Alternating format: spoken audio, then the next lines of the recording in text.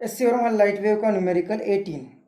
A thin paper of thickness 0.02 millimeter having a refractive index 1.45 is pasted across one of the slits in Young's double slit experiment. The paper transmits 4/9 of the light energy falling on it. A part, find the ratio of the maximum intensity to the minimum intensity in the fringe pattern. तो इस 18 numerical में A B दो part करने, तो पहले ए part देखते हैं। इस डबल स्लिट एक्सपेरिमेंट में एक स्लिट के सामने यहाँ पे ट्रांसपेरेंट मटेरियल जिसका थिकनेस 0.02 मिलीमीटर होगा और रिफ्रैक्टिव इंडेक्स 1.45 होगा। इस तरह की ट्रांसपेरेंट स्ट्रिप यहाँ पे चिपकाई है और दूसरी वही खुली होगी। अब इस केस में सेंटर पे तो मैक्सिमम नहीं आएगा, लेकिन कई जगह पे मैक्सिमम इंटेंसिटी आएगी, कहीं मिनिमम इंटेंसिटी आएगी। तो वो मैक्सिमम इंटेंसिटी और मिनिमम इंटेंसिटी का रेशियो हमें फाइंड करना है। अब ये जो इंटेंसिटी होती है, ये इंटेंसिटी डिपेंड होती है, this intensity is proportional to amplitude square. तो जो मैक्सिमम इंटेंसिटी है, अब वो मैक्सिमम इंटेंसिटी इंटरफेरेंस के बाद, मतलब यहाँ पे लाइट आएगी, यहाँ पे लाइट आएगी, दोनों इंटरफेयर होगी और इंटरफेरेंस के बाद जहाँ पे इन फेज होगी दोनों वेव, वहाँ पे मैक्सिमम इंटेंसिटी मिलेगी, जहाँ पे आउट ऑफ फेज होगी वहाँ पे मिनिमम इंटेंसिटी मिलेगी। मतलब जहाँ पे फेज में होगा, मतलब एम्पलीट्यूड बढ़ रहा है, तो एम्पलीट्यूड जब ऐड होगा तो मैक्सिमम इंटेंसिटी, एम्पलीट्यूड अगर घट रहा है, माइनस हो रहा है, तो मिनिमम इंटेंसिटी।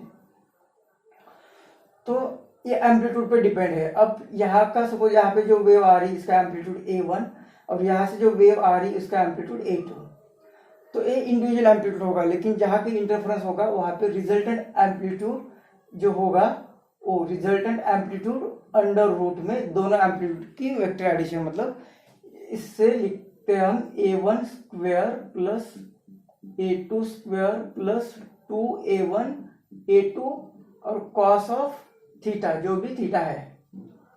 अब हमें सपोज मैक्सिमम इंटेंसिटी फाइंड करनी है, तो इसके लिए मैक्सिमम एम्पलीट्यूड फाइंड करना पड़ेगा। तो ए मैक्स चाहिए अगर हमें, तो ए मैक्सिमम कब आएगा, जब कॉस थीटा मैक्सिमम हो तब, बाकी तो कांस्टेंट है। तो for a maximum cos theta should be maximum, और मैक्सिमम वैल्यू होती है +1। तो जब ये +1 आएगा तब ये एम्पलीट्यूड जो रिजल्टेंट है वो कितना आएगा, A1 square plus A2 square plus 2A1 A2, मतलब ये आ गया amplitude is equal to under root में, इसे लिखते हैं हम A1 प्लस A2 ब्रैकेट का स्क्वायर। इसे सॉल्व करने के बाद ये आता है, तो ए स्क्वायर से ए रूट निकल जाएगा, तो ए एम्पलीट्यूड मैक्सिमम कितना मिल रहा है, A1 प्लस A2। उसी तरह से ए मिनिमम कितना आएगा, तो ए मिनिमम के लिए यहाँ पे इस इक्वेशन में कॉस थीटा मिनिमम होना चाहिए, और मिनिमम कॉस थीटा मतलब -1, तो इसे -1 लिखेंगे तो ये आएगा amplitude minimum is equal to under root में A1 square plus A2 square minus 2A1 A2 और ये 1, तो ये कितना आएगा अंडर रूट में A1 माइनस A2 स्क्वायर, ए minimum A1 minus A2 square, मतलब ए मिनिमम यहाँ पे स्क्वायर रूट से ए चला जाएगा, तो A1 माइनस A2, तो एक मैक्सिमम एम्पलीट्यूड, एक मिनिमम एम्पलीट्यूड। अब हमने देखा है कि मैक्सिमम इंटेंसिटी क्या होगी, I maximum is directly proportional to इसका एम्पलीट्यूड, मतलब A1 प्लस A2 स्क्वायर, और आई मिनिमम होगा, आई मिनिमम फाइंड करना है हमें, तो I minimum is also directly proportional to A1 minus A2 square. तो अब हमें ये दोनों का रेशियो लेना है, मतलब ये कांस्टेंट यहाँ पे चला जाएगा और ये दोनों का रेशियो लेना पड़ेगा।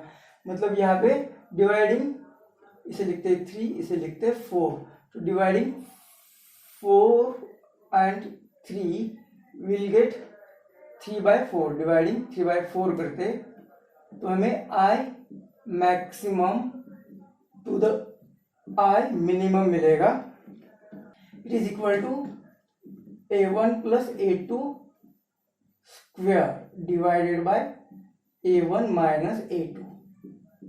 मतलब ये इंडिविजुअल एम्पलीट्यूड की, यहाँ पे जो लाइट आएगी, यहाँ पे जो लाइट आएगी, उनके इंडिविजुअल एम्पलीट्यूड की एक बार एडिशन करके स्क्वायर और सब्ट्रैक्शन करके स्क्वायर। तो इंडिविजुअल एम्पलीट्यूड हमें पता होना चाहिए। अब यहाँ से जो लाइट आएगी उसकी इंटेंसिटी इस एम्पलीट्यूड के स्क्वायर के साथ होगी। मतलब लेट से यहाँ पे जो लाइट आ रही उसकी इंटेंसिटी लेट से I1 क्या है कि इंटेंसिटी, यहाँ पे इंटेंसिटी जहाँ पे जिस मटेरियल रखा हुआ है, intensity of light through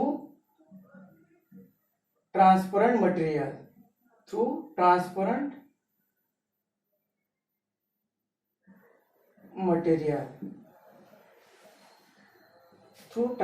material. और वो इंटेंसिटी कितनी है? वो इंटेंसिटी हमें कहा कि यहाँ पे 4/9 the intensity of incident light.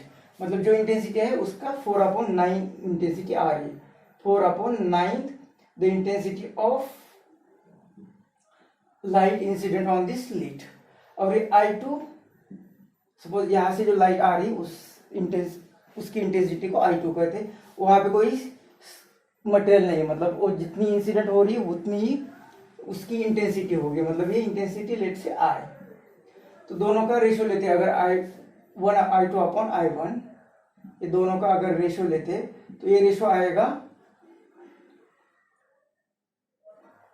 I2, मतलब ये I डिवाइडेड अपॉन ये इंटेंसिटी 4/9I, मतलब ये I कैंसिल होगा और यहाँ पे आएगा 9/4। अब ये इंटेंसिटी क्या होती है? Proportional to square of its amplitude.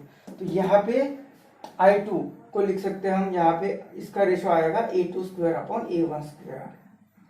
इसका रेशो आएगा A2/A1²।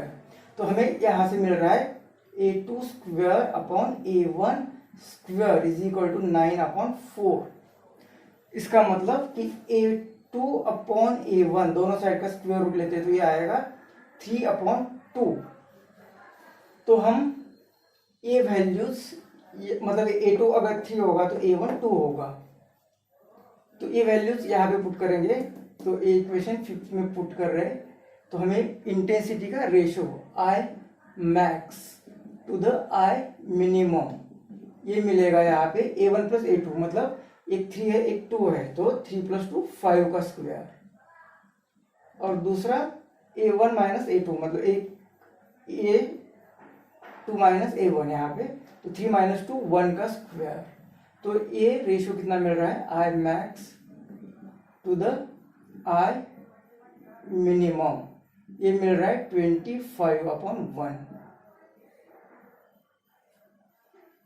बी पार्ट में कहा है कि how many fringes will cross through the centre if an identical paper piece is pasted on the other slit also. The wavelength of the light used is 600 nanometre. तो अब यहाँ पे पहले एक ही स्लिट थी, तो एक ही स्लिट के कारण ये यहाँ पे कोई स्लिट नहीं थी, तो वो डायरेक्ट लाइट यहाँ पास हो रही थी और यहाँ पे पाथ उसका चेंज हो रहा था क्योंकि यहाँ पे इसका स्पीड चेंज हो रहा था। तो ये सेंटर मैक्सिमम, पहले एक ही स्लिट थी तो यहाँ पे कहीं पे तो शिफ्ट हुआ होगा।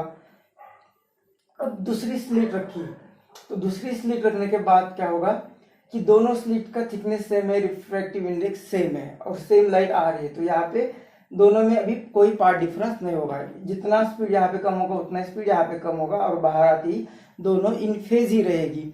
मतलब सेंटर पे यहाँ पे मैक्सिमा ही फिर से आ जाएगा, ये मैक्सिमा फिर से वापस यहाँ पे आ जाएगा। तो ये यहाँ पे आ रहा है, मतलब ये स्लिट यहाँ पे आएगी, ये स्लिट यहाँ पे आएगी। तो ये स्लिट या इसके बीच में जितने फ्रिंजेस थे, स्लिट नहीं फ्रिंज थे, वो सभी फ्रिंजेस यहाँ पे इस तरह से आ जाएगी। मतलब कितने फ्रिंजेस अब इस सेंटर को क्रॉस कर रही, ये हमें फाइंड करना है। तो वही ये n इज इक्वल टू, हमने लास्ट कुछ न्यूमेरिकल में देखा है कि t इज इक्वल टू μ-1/λ। इसे याद रखना है, नहीं याद रखा तो भी ये डिपेंड होता है पार्ट डिफरेंस पर। मतलब पार्ट डिफरेंस, एक स्लिट के कारण ऑप्टिकल पाथ चेंज क्या आता है, t इज इक्वल टू μ-1। और ये ब्राइट फ्रिंज की बात कर रहे हैं तो वो होता है n λ। तो n कितना आएगा, ये λ यहाँ पे डिवाइड होगा। तो इस तरह से हमें n को याद रखना है। तो इतने नंबर ऑफ फ्रिंजेस क्रॉस करेगी। अब सिर्फ वैल्यू पुट करनी है, तो 80 मतलब थिकनेस। अब वो थिकनेस कितना दिया हुआ है, 0.02 मिलीमीटर, मतलब 10⁻³ और refractive index 1.45 -1 divided by lambda, वो दिया हुआ है हमें 600 नैनोमीटर, मतलब 10⁻৯।